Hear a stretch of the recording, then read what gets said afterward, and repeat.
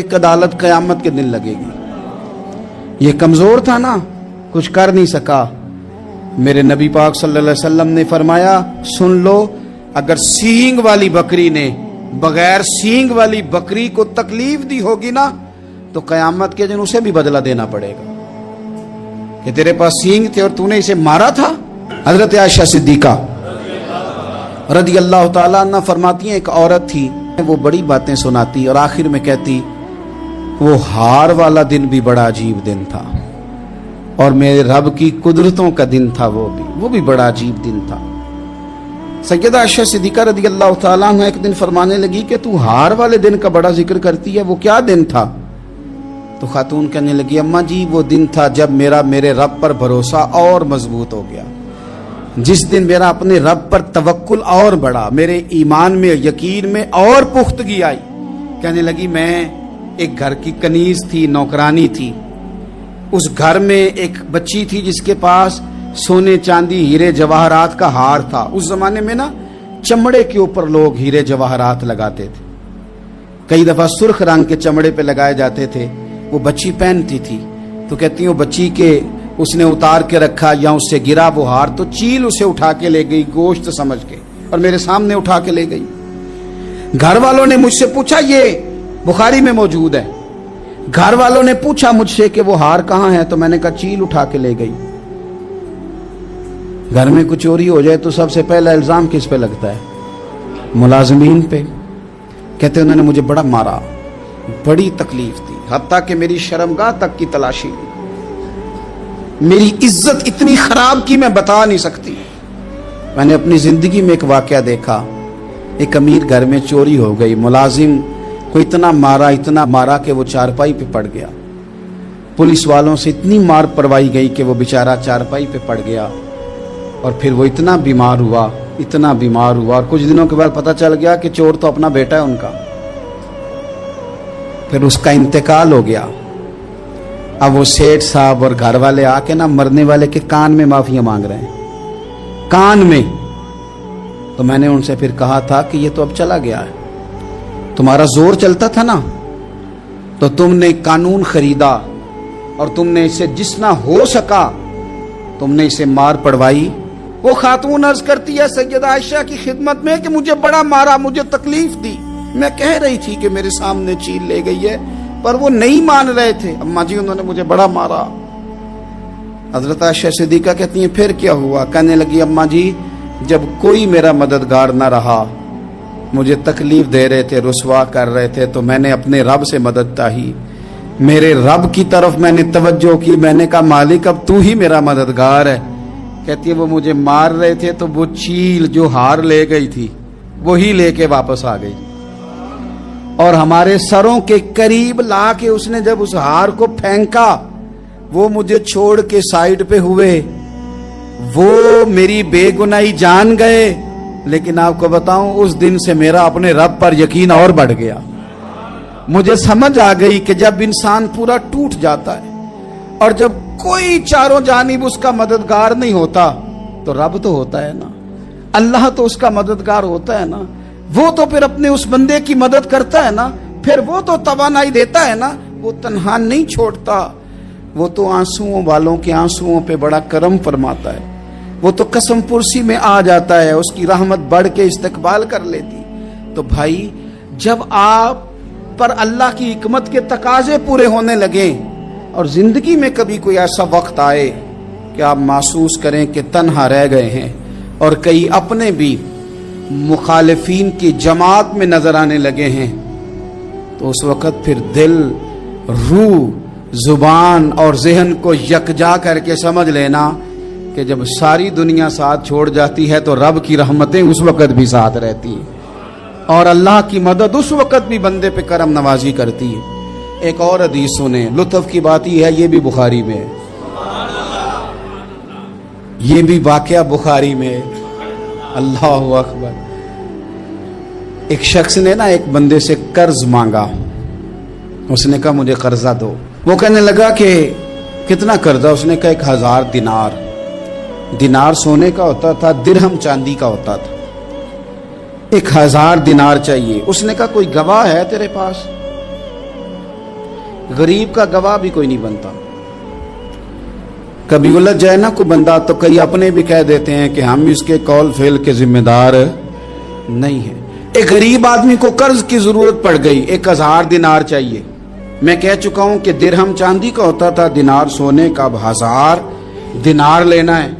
تو جس بندے سے اس نے کہا, اگرچہ وہ نیک بندہ تھا, اس نے کہا یار 1000 دینار دے دو. تو کہنے لگا کوئی گواہ ہے تیرے پاس؟ وہ کہنے لگا غریبوں کا گواہ کون ہوتا ہے؟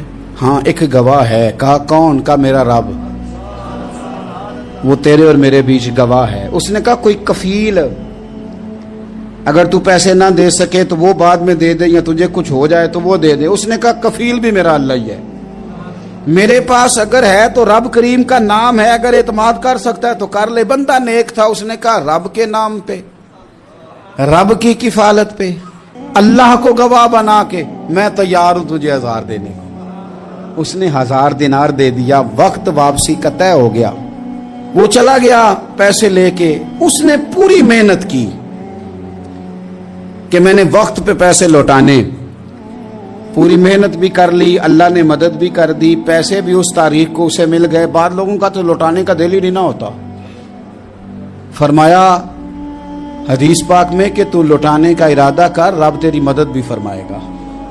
لیکن یہاں بہت سارے لوگ کہتے ہیں خیر ہے, ارادہ ہی نہیں. تو پھر جس طرح کا بندے کا گمان ہو, رب بھی اسی طرح کا معاملہ فرماتا ہے. اس نے پیسے جمع بھی کر لیے اور واپس دینے کو تیار بھی ہو گیا, لیکن رستہ بحری جہاز کا تھا, کشتی کا تھا, دریا کے رستے واپس آنا تھا. اب وہ جب آ گیا دریا کے کنارے تو بڑی کوشش کی, پر وہاں اسے کوئی کشتی نہیں ملی.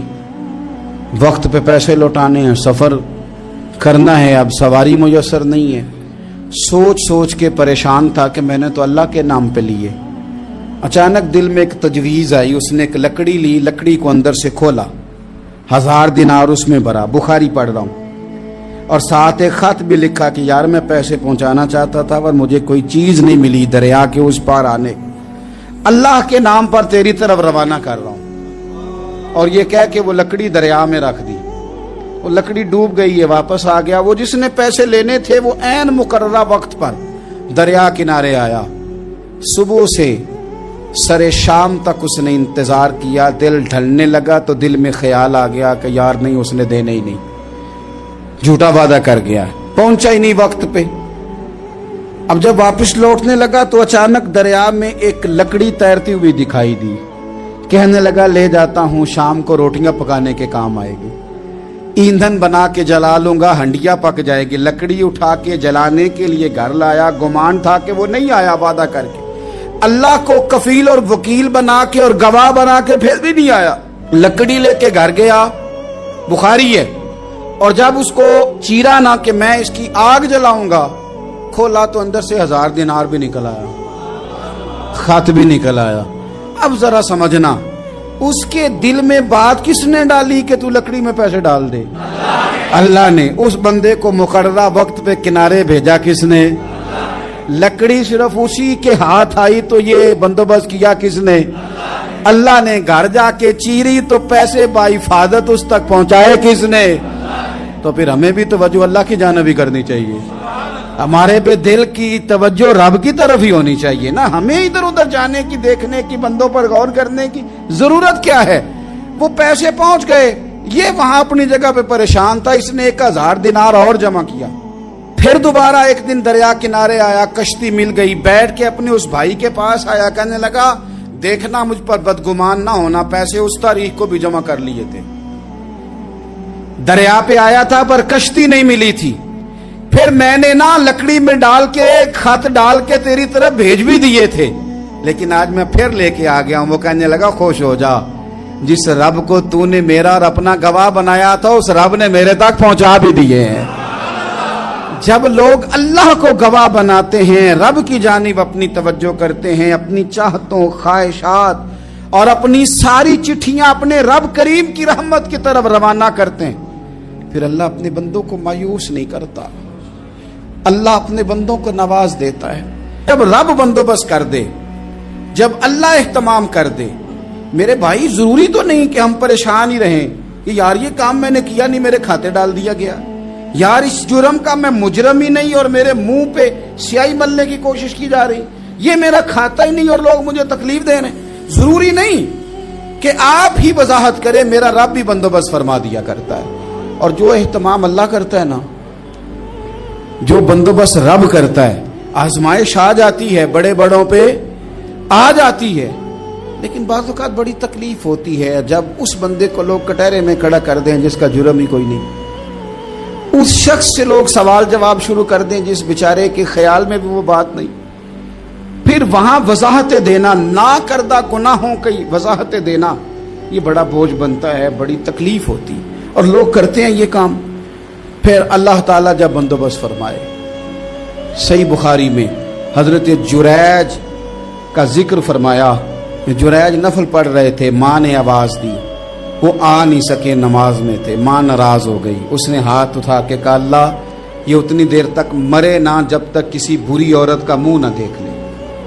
کسی اور کی دعا کے لیے سند نہیں ہے کہ وہ تیرے حق میں ضرور قبول ہوگی, لیکن ماں باپ کی دعا کے لیے میرے نبی پاک نے سند بیان کی ہے.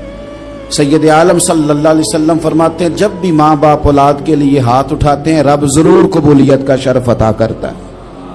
تو جہاں سند موجود ہے نا, کچھ افتتاح ابا جی سے بھی کرا لینے چاہیے, کچھ کام شروع کرنے سے پہلے صرف اماں سے ہی دعا کرا لینی چاہیے. یہ والا افتتاح بھی بڑے کام کا ہے کیونکہ یہاں سند بیان کر دیا میرے نبی کریم.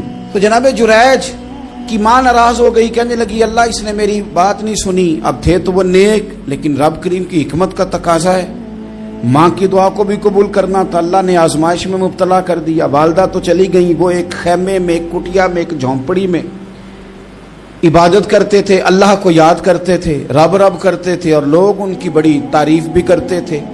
لوگ ان کے ارادت مند بھی تھے, عقیدت مند بھی تھے, اہل محبت بھی تھے.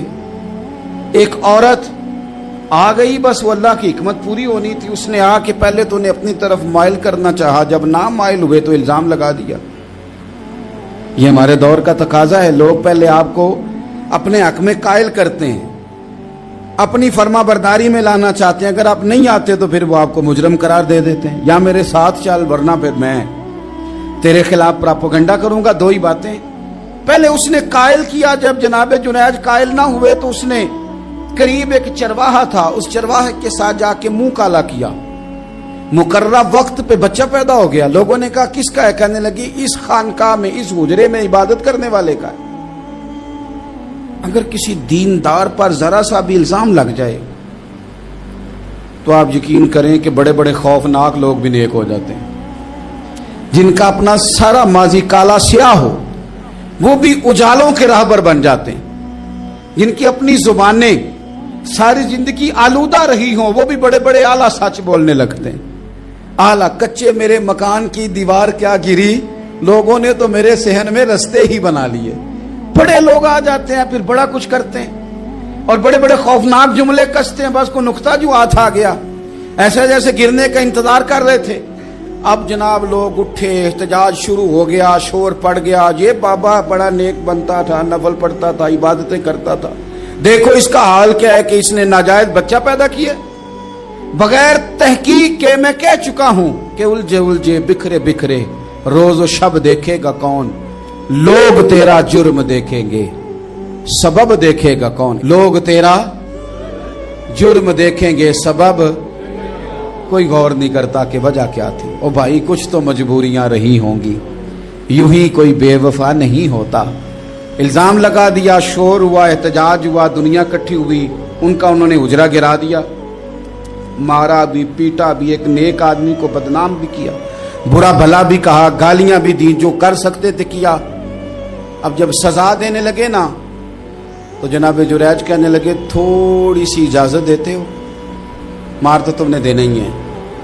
کہا جناب ٹھیک ہے دیتے ہیں. انہوں نے کہا صرف 2 نفل پڑھنے ہیں. اب وہ نفل پڑھ رہے تھے تو لوگ اس وقت بھی کہہ رہے تھے فراڈ ہی کر رہا ہے, دھوکہ ہی دے رہا ہے. چونکہ ذہن بن گیا نا, بدگمانی آ گئی. انہوں نے 2 نفل پڑھ کے ہاتھ اٹھائے, کہا اللہ جانا تو میں نے ہے, پر اس رسوائی کے ساتھ جنازے تک نہیں خراب ہو جاتے, قبریں تک نہیں لوگ بدنام کر دیتے. کہ اللہ جانا تو ہے, پھر اس رسوائی کے ساتھ تو میری مدد فرما. اب تو میرا کیس تیری ہی عدالت میں ہے, تو رحمت کا دروازہ کھول. ہاتھ اٹھائے, دعا مانگی, نفل پڑھے, پورے مجمع پہ نظر دوڑائی, کوئی نہیں تھا سپورٹ کرنے والا. کل تک جو کہتے تھے نا تیرے لیے جیئیں گے, تیرے لیے مریں گے, ساری عمر ہی آٹا گدا ہے, لکھاں کیتے نہیں پیڑے. اب وقت آیا ہی تے محمد بخشا کوئی نہیں ہو بیٹھا نیڑے. ایک بندہ بھی نہیں تھا ووٹر سپورٹر ساتھ دینے والا, کوئی نہیں تھا. تو جناب جنید بچے کی طرف اشارہ کر کے کہنے لگے کوئی نہیں بول رہا, تو ہی بول کے بتا دے تیرا باپ کون ہے, تو ہی بول کے بتا دے کون ہے. اللہ اکبر. میرا رب جب چاہے تو بچے بولتے ہیں, رب چاہے تو گونگے بولتے ہیں, رب جب چاہے تو پھر پتھر بھی بولتے ہیں. جب کہا نا تو ہی بتا تو بچہ بولا, اور بول کے کہنے لگا میرا باپ جریج نہیں, میرا تو وہ ہے جو بکریاں چرانے والا ہے, وہ میرا باپ. جب رب کریم نے توفیق دی تو بچہ بول پڑا. جب رب بندوبست کرتا ہے کسی کی عزت کی حفاظت کا تو پھر کوئی اسے رسوا کر سکتا. یاد رکھنا جب رب محافظ ہو تو پھر لوگوں کا پراپوگنڈا وہاں کچھ کر سکتا. لوگ کئی دفعہ بڑا گہرا جال بنتے ہیں, سازش کا رنگ بڑا گہرا ہوتا ہے, عام سادے آدمی اس کو سمجھ نہیں پاتے, اس پراپوگنڈے کا حصہ ہو جاتے ہیں, انہیں پتہ ہی نہیں چلتا یہ بات دراصل کیا کی جا رہی ہے. یہ کتنی گہری حسد کی آگ ہے جس کو لوگ بغض کے ساتھ ہوا دے رہے ہیں, اپنی عداوت کے ساتھ اس کو زیادہ جلا رہے ہیں. حضرت سیدنا عائشہ صدیقہ رضی اللہ تعالیٰ عنہ بیان کرتی ہیں, اور لطف کی بات یہ بھی بخاری میں موجود ہے. میں نے جناب جنید کا قصہ عرض کیا تو بخاری سے, یہ عرض کر رہا ہوں تو بخاری سے. یہ واقعہ میں حضور کی امت کے کسی ولی کا بیان کرتا تو لوگوں نے کہنا تھا ہماری سمجھ میں نہیں آتا. بعض لوگوں کا خیال ہے کہ داتا صاحب کی کرامت بھی نبی پاک کی بیان کریں. او خدا کے بندوں کو خیال کرو, داتا صاحب تو کئی سو سال بعد آئے ہیں, وہاں اگر کوئی کرامت ہوگی تو حضور بیان کریں گے. اگر نبی کریم نے پچھلے بنی اسرائیل کے ولیوں کی کرامتیں بیان کر کے تمہیں بتائی ہیں تو اس کا معنی یہ ہے کہ اگر وہاں اللہ یہ شان عطا کر سکتا ہے تو تم تو امتوں کی سردار امت ہو, ان پر تو نیرا فضل ہے, تم پر تو رب کا فضل کبیر ہے. تو بس لوگ سمجھنے کو تیار نہیں, پچھلوں کی مان لیتے ہیں. جناب آصف بن برخیہ کی کرامت جو سورہ نمل میں آئی وہ تو مانیں گے, پر غوث پاک کی کرامت یہ پتہ نہیں عجیب فلسفہ ہے, اور کس طرح کا فلسفہ ہے یہ سمجھ سے بالاتار ہے کہ بنی اسرائیل کا کوئی ولی ہو تو اس کی کرامت ہو سکتی ہے, اور نبی پاک کی امت کا ہو تو اس کی ہو ہی نہیں سکتی. کیا معنی ہے اس بات کا؟ اور لوگ ہیں کہ داد و تحسین دے رہے ہیں, واہ واہ کر رہے ہیں. اللہ تعالیٰ سمجھنے کی توفیق عطا فرمائے. حضرت مریم کی گود میں جناب عیسیٰ علیہ السلام تشریف لے آئے تو جناب مریم کو حکم تھا کہ آپ نے بولنا ہی نہیں, آپ نے بات ہی نہیں کرنی, آپ خاموش رہیں. وہ خاموش ہیں. بچہ پنگوڑے میں ہے, قوم کے سامنے ہے, تو قوم بڑے سخت نظروں سے دیکھتی ہے, بڑے سخت جملے کہتی ہے. اور انہوں نے کہا کہ مریم یہ بچہ کہاں سے آ گیا, آپ بھی نیک, آپ کا باپ بھی نیک. تو جناب مریم نے کیا کہا؟ قرآن مجید سورہ مریم کی آیت نمبر 29 دیکھیے. فاشارت الیہ, تو جناب مریم نے نا پنگوڑے کی طرف اشارہ کیا, جناب عیسیٰ کی طرف اشارہ کیا, توجہ ادھر کی. فاشارت الیہ, بچے کی طرف اشارہ کیا, گویا اس سے پوچھ لے. تو قوم کیا کہتی ہے؟ انہوں نے کہا قالوا کیف نکلم من کان فی المہد صبیا, یہ کیسے بات کرے گا, یہ تو پنگوڑے میں بچہ ہے. پنگوڑے میں بچے بھی کبھی بولے ہیں؟ وہ بولتے ہیں بھائی, پر جب رب چاہے, اور جب اللہ اپنے بندوں کو صاف کرنا چاہے, اور جب رب اپنے بندوں کی عزتوں کا محافظ بنے تو بچے پنگوڑوں میں بھی بولتے ہیں. جناب یوسف کے لیے بھی بولا تھا, جناب عیسیٰ بھی پنگوڑے میں بولے تھے, جناب جریج کے لیے بھی بولا تھا. بچے بولتے ہیں, لیکن کب؟ جب رب چاہے. کیسے بولے گا, یہ تو پنگوڑے میں ہے. لیکن جب انہوں نے دیکھا نا بچے کی جانب, آپ نے منہ سے نہیں کہا, وہاں تو حکم تھا چپ رہنا ہے. وہ خاموش تھی, پنگوڑے کی طرف اشارہ کر کے کہا اس سے پوچھ لو جو پنگوڑے میں ہے. تو جناب عیسیٰ پنگوڑے سے بولے اور سیدھے ہاتھ کے اشارے کر کر کے بولے. کیا کہتے ہیں؟ فرمانے لگے قال انی عبد اللہ. عیسائیوں نے کل کلاں کو کہنا تھا نا وہ اللہ کے بیٹے ہیں, تو انہیں بات ہی یہاں سے شروع کی. کہنے لگے لوگوں سنو, میں اللہ کا بندہ ہوں. بات شروع یہاں سے کی, جو کل بات ہونی تھی آج اس کا اظہار کیا. کہنے لگے انی عبد اللہ, میں اللہ کا بندہ ہوں. آتانی الکتاب, مجھے کتاب دی گئی ہے، وَجَعَلَنِي نَبِيًّا، اور رب نے مجھے نبی بنا کے بھیجا ہے۔ 10 منٹ پہلے جناب مریم کے بارے میں رائے لوگوں کی اور تھی، اور 10 منٹ کے بعد اور تھی۔ 5 منٹ پہلے باتیں اور تھیں، اور 5 منٹ کے بعد باتیں اور تھیں۔ او سنگیو، ساری امیدیں سیٹھوں، نوابوں، دنیا داروں سے کیوں وابستہ کرتے ہو؟ ساری توجہات کا مرکز کیوں ان لوگوں کو بناتے ہو جو تمہیں دنیا میں مضبوط نظر آتے ہیں؟ اپنی توجہات کا مرکز اپنے خدا کو بنائیے، اپنے مالک کی جانب اپنی ساری خواہشات کا رخ پھیر دیجئے، اپنی توجہات اپنے رب کی جانب کر لیجئے۔ وہ اپنے بندوں پہ بڑی کرم نوازی فرماتا ہے، وہ عزتوں کا بھی محافظ ہے، وہ پریشانیوں میں کرم نوازیاں فرمانے والا ہے، وہ ساتھ دینے والا ہے، وہ اس کی رحمت قریب آ کے بندے کو سہارا دیتی ہے، وہ اپنے فضل سے اپنے بندوں کی ہر مشکل میں دستگیری فرماتا ہے۔ اسیاں سے کبھی ہم نے کنارہ نہ کیا، اور تو نے بھی تو دل آزردہ ہمارا نہ کیا۔ ہم نے تو جہنم کی بہت کی تدبیر، پر مولا تیری رحمت نے گوارا نہ کیا۔ عدل کریں تے تھر تھر کمبن، اچیاں شانہ والے، تجھے تو فضل کریں تے بخشے جامن، میرے جے منہ کالے۔ آخر دعوایا ان الحمدللہ رب العالمین۔